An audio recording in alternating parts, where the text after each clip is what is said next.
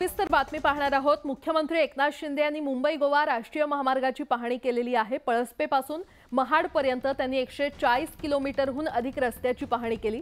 आजारी असताना देखील मुख्यमंत्री दिवसभर पाहणी करत होते। दरम्यान आधुनिक तंत्रज्ञानाचा वापर करून खड्डे बुजवण्यात येतील। गणेशोत्सवाच्या आधी हा महामार्ग खड्डेमुक्त करण्याचा प्रयत्न करू असं आश्वासन मुख्यमंत्र्यांनी दिले।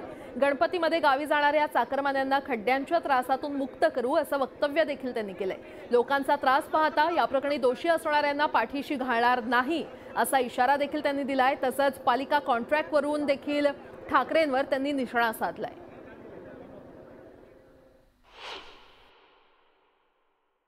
मेहता आणि आमचा पोरगा तो सत्या हे सगळे लोक त्याचं एक अगोदर स्टडी केलाय। कुठे कुठे खड्डे किती आहेत, कुठले खड्डे कुठल्या मेथडने भरायचे आहेत, कुठल्या मटेरियलने भरायचे आहेत हे ठरवून आता हे काम सुरू झालेलं आहे। मला वाटतं गणपती पूर्वी हे जास्तीत जास्त आपण हा रस्ता जो आहे हा खड्डेमुक्त करण्यामध्ये यशस्वी होऊ अशा प्रकारचा एक विश्वास आहे।